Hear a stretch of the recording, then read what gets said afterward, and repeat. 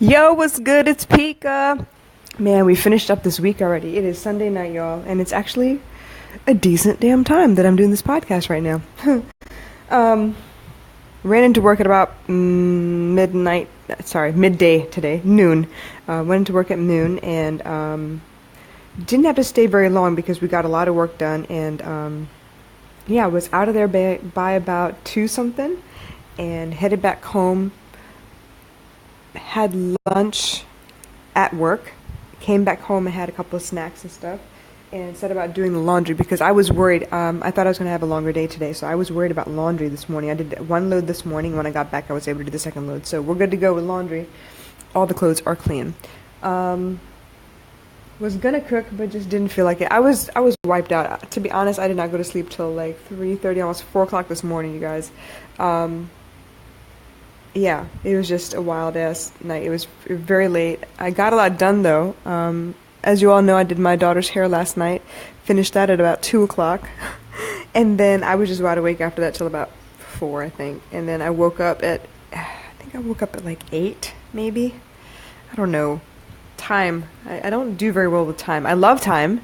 I just don't understand it and don't get along with it sometimes. So, um, yeah, so when I got back home and after I'd done the laundry and put everything out to dry, I was kind of like, meh, don't feel like doing nothing. I'm just going to lay here and watch a movie. So I put on a Tamil movie, which means that's about 3 hours gone, and just lay there and took it in. I wanted to take a nap, honestly. I wanted to take a nap. I was trying to convince guys to take a nap with me, but she didn't want to,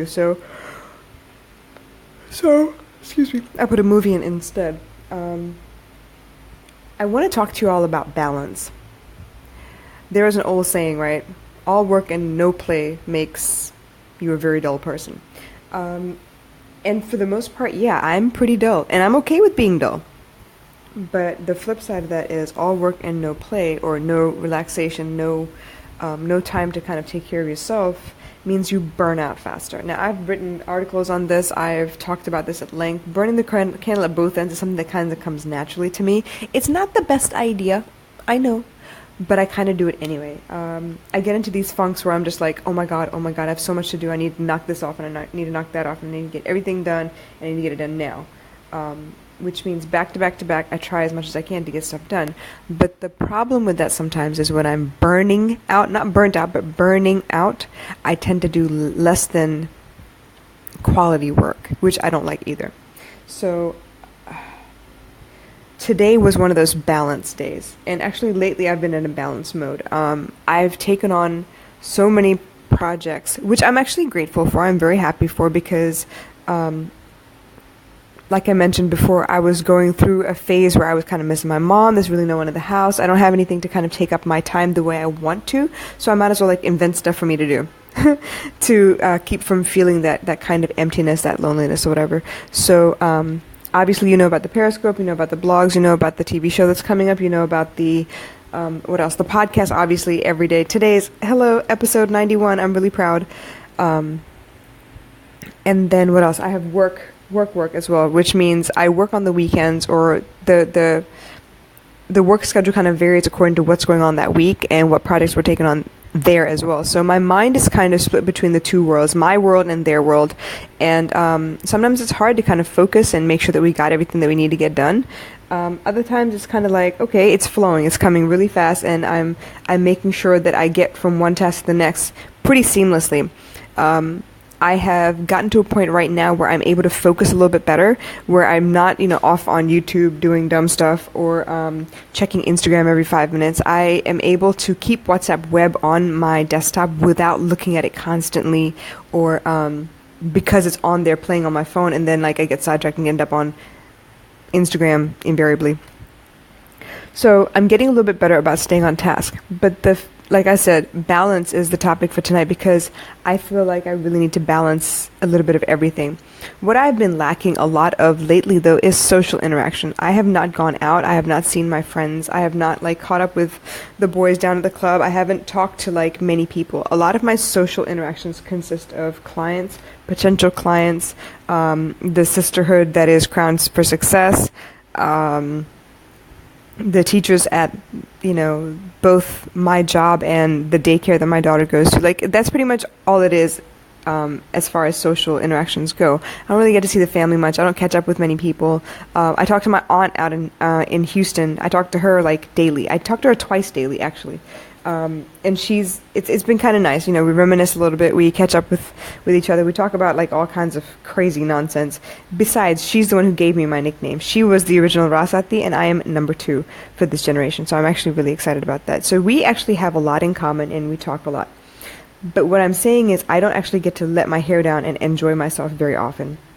And I feel like that's probably going to end up being the next phase of my marketing strategy / business, work, because as I create, eventually I'm going to need an audience. And while I do have platforms to distribute my content on, word of mouth will never fail you. And I feel like I need to get back into word of mouth. And this is a personal observation, so don't tell me, don't take it as the gospel truth, obviously, but from my own personal observations, I feel like things are coming around full circle. So obviously speed is a necessity in this day and age because of the internet, because we're so used to like instant gratification. You send an email, within a couple of minutes it's over wherever it needs to be, whatever corner of the world you send it to. And then of course the next thing is we expect an answer right back. I am finding this year in my journey that a lot of that does not take place the way that you want it to. So where you do send stuff and it's instantly delivered, there is a lag in connectivity on their end, in what their schedule is like and when they get a chance to actually check whatever it is that you've sent them. What else? Language barriers, time zone differences. There's all kinds of stuff out there that's still not working right. But I feel like as much as we've gone digital, and yes, we do have, visual mediums, we have written mediums, we have audio mediums, I kind of feel like face-to-face is getting ready to come back. I kind of feel like, and I'm not talking about face-to-face as in like speaker situations where you speak to a group. I'm talking about one-on-ones. And I kind of feel like that's going to be the trend here soon. I feel like with the amount of connectivity we have, we don't actually connect with each other. And with that being said, right now I'm in a growth phase where I know I need to learn how to balance what I already have so that when this face-to-face phase kicks in, I know where to pull time and actually make it happen. So seriously speaking, the biggest thing for me right now is balance. There was a time when I was really, really focused on Kutti's education and how to push her forward and get her to do whatever she needed to be doing. And when I'm one-on-one with her, it works very well. She actually grows by leaps and bounds. She takes my advice to heart. She actually is able to implement everything I tell her. I was able to teach her how to read 2 years ago. But as luck would have it, with work and whatever else was going on, I kind of like it dropped off to the side. And the funny thing is, where she did know and she was used to it, it was a habit. She got to a point where we weren't reading at all, and I wasn't reading to her. I slipped, I fucked up. But it got to a point where she couldn't recognize simple words anymore because she'd forgotten. And that brings to mind the idea that, while you've learned many languages or learned how to do certain things, if you don't implement those skills on a regular basis, you lose those skills. It's going to take you a minute. I mean, it's muscle memory. You'll get it back, obviously, faster than faster than the time it took for you to learn it in the first place. But even then, there is a recovery time period. You kind of had to go back through the steps and teach yourself again, and then you're like, oh, yeah, okay, I remember. And it comes back to you. I'll give you an example. I went to Tamil school in Brisbane, okay? I went to Tamil school for many years, and I was able to speak very good Jaffna Tamil back in the day, to the point that we were actually in plays, and we presented, and we did all kinds of stuff. Fast forward 25 years, let's say, spending 20 years in the U.S., I didn't have anybody to talk to in Tamil, and except for the occasional once in a while when, Dhananjana Nanaka and Papi and D came together for a dance camp every summer, and then it would be Tamilish, it would be half Tamil, half English, so it wasn't a necessity that I needed to speak Tamil. Well, fast forward to present day, and of course I've met my boy down in Sri Lanka, Rishandran Ajendran. He's actually instrumental in pulling me back to speaking Tamil. He was very adamant that I should speak to him in Tamil. mostly because he said I sounded like a reporter for BBC when I spoke in English, which I didn't realize I sounded like that, but okay.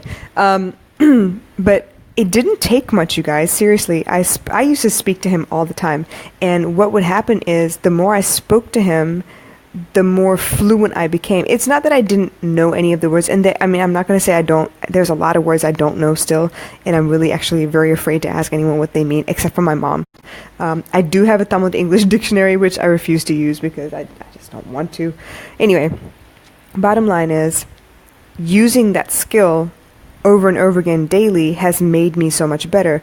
And while he doesn't speak Jaffna Tamil, my aunt does. And now that I've gotten back to a place where I can speak fluent Tamil, now that I'm talking to my aunt every night and every morning, the colloquial terms that they use in Jaffna is actually coming out of her, so I'm able to pick that up now. So I'm actually really excited because I see a time in my future where I'm going to need it. I'm really going to need it for media, for interviews, for whatever else is getting ready to come by the pie. I can feel it, you guys. I got a lot of work to do. But either way, with all of these things going on, I need to find a way not to feel burnt out. So balance isn't just about managing your time well and making sure you have, a time and a place for everything. It's also about your mental clarity. So how you feel about the time that you're spending, how you feel about the list of things that you need to get done versus the time you have to do them in, how you tackle those things. I remember there was a Periscope episode that Vanessa did, three something weeks ago. And she was talking about eat that frog and make sure you write your list down, write it down, because something magical happens when you write things in ink on paper. Write down the list of things you need to get done, and then mark off the top 2 biggest things so you can get them done first, and then fill in all the little nonsense that you got going on in between. So before that Periscope episode, right, I kind of felt like, damn, I have a long list of stuff and there's a lot of stuff I keep rolling because I was doing all the little things. The little things get done really fast. It's awesome. You get them done really fast. But the big things take a little bit more time. The big things, because they take a lot of time, the easy way out is to not do the big things because they take a lot of time. I could get more done if I did the little things first, but the big things would be the ones that I keep rolling and keep rolling and keep rolling, which is not good if you're looking at the broad picture of where it is you want to be in a year, in 6 months, in 5 years, whatever the goal is, right? So if you don't look at the big picture and understand what it is you need to get done each day, you're going to go around in circles doing all the little mundane things that actually don't have any bearing on the big picture, but they're also still things that you need to get done. Like, it took me a while at work to kind of get in the groove of what I need to get done on a daily basis so that I can concentrate on the big things that I really needed to work on. So every morning when I come to the office, the first thing I do is check the Facebook ads for whatever leads have come in. I plot all the leads that have come in on both my worksheet as well as the Google Drive worksheet, and then I go ahead and check my email to see if anyone has responded to our employment ads or whatever, and I organize all that stuff and I send it out. So once I take that off my plate and give it to the next person who needs to handle it, I can actually concentrate with a clear mind on what the big things are that I need to get done. So that also falls into balance. I'm the kind of girl, okay, that gets irritated when I have notifications on my phone that I have not checked and cleared, because it really drives me nuts to have notifications just sitting around. I know a lot of y'all be like, you have like 15 messages on Facebook or 27 WhatsApp messages, whatever, and they're just sitting on your phone, unread or whatever, and you're cool with that. I can't do it. It drives me nuts. I don't like clutter. I don't do well with clutter. I need to know what's going on, or clear it at least. If it's just noise, I would rather just look at it and clear it and keep on going, because I don't know what it is. I get very perturbed if I have unread messages, unread notifications and stuff. But that's just me. So for my clarity, for me personally, because I am aware of the kind of person that I am, the way that I operate best, I know that I need to have that mental clarity, that I need to be able to clear off this stuff that doesn't matter and get to the point. Because I don't have time for idle chatter. I don't have time for background noise and annoying people that don't know when to shut up, people that want to call and complain because they have nothing else better to do, stuff like that. For instance, I think a couple weeks ago I actually talked about the fact that I cleared my inbox. I got rid of... you know how you see free signups, free downloads, free whatever, and yeah, all the content looks amazing, and yeah, you're going to download it because who knows, if you don't download it now, maybe it's not free anymore. So I am a download whore. I download everything and keep it, but then the other thing is, as you're downloading, you need to put in your email address and subscribe to something or the other. So what I was finding was my inbox was full of these subscription, notification, newsletter type nonsense, and most of which I didn't even look at. I would funnel them into whatever folder was, the right category for that particular type of email, and then I would let it be. I wouldn't even look at it. So what I ended up doing was, because I had so many unread messages, and obviously I was running out of storage space, that was actually the driving factor. I went through and I unsubscribed to a ton of stuff, because if I'm not going to open it, why do I want to keep having it, drop into my inbox and take up space? So I'm not good with clutter. For me, clutter does not equal clarity, and I need to get rid of whatever clutter is there so that I can actually focus on what I need to get done, or I will be distracted, guaranteed, which is not good for you, and it's not good for me either. So yeah, balance is key. If you don't have time for every aspect of your life, at least a little bit in every day, chances are something's got to give, and it will probably be your health first, unfortunately. I know from the last 3 months, if I don't get enough sleep, I'm going to get a migraine. It's my body's way of shutting me up and shutting me down so that I get the recommended amount of sleep that I need. Because I don't take Panadol or Tylenol or Advil. Obviously, I don't have Tylenol or Advil here. I wish I did. But I don't take painkillers for my headaches because I know exactly what I need. I don't need it to numb out so I can, keep on doing work. I need to shut everything down and call it a day. I need to go to sleep. And usually in the morning, I feel so much more refreshed, and it's actually like an amazing feeling. But that means that something was out of balance to begin with. So while your mind also needs balance, your hours need balance, your work, life, home needs balance, you also need to listen to your body. Your body will tell you exactly what's going on. My face breaks out if I don't get enough sleep. It breaks out like crazy. And I'm talking about not, your regular one pimple here and there. I'm talking about cystic acne. That is painful to the touch. I can't even concentrate. The pain is so livid. On top of that, I get migraines. So I see the auras. I have like light and sound sensitivity, all of that. And I don't have a choice but to shut it down and go to sleep. If I don't work out regularly, and I'm not talking about I'm not talking about lifting heavy weights. I'm not talking about, HIIT exercises or calisthenics or yoga or, whatever everybody's into right now. It's definitely not cardio. I'll tell you right now, it's never cardio. If I don't exercise my body, I don't sleep well. I don't rest well. I have like a very uneasy, restless night of sleep, which means I get up a lot. As it is, I'm a light sleeper because why? I have a daughter. She's been with me in the same bed all her life. Only now have we separated. Even then, she can throw her hand up and hit me. Basically, I'm not that far away. So my body will tell me when something is wrong. If the back of my head hurts, I know for a fact it's eye strain. Because most times I will get aches, my eyes will dry up a little bit, they will be itchy, they will be red, they will be just uncomfortable, and then when I push it too far, as in add sleep to it, on top of continuous computer screen time or whatever, I get a migraine. If I don't eat well, if I start skipping meals because I'm stressed out, I'm trying to concentrate on what I need to get done, because I don't want to get up and go get food, obviously I stop dropping weight like crazy, but then I also start to look very just fatigued, withdrawal symptoms from whatever, I look like a substance abuse addict. I look terrible. But the pet peeve for me, the way I know that I'm trying to lose weight, is when my clothes don't fit.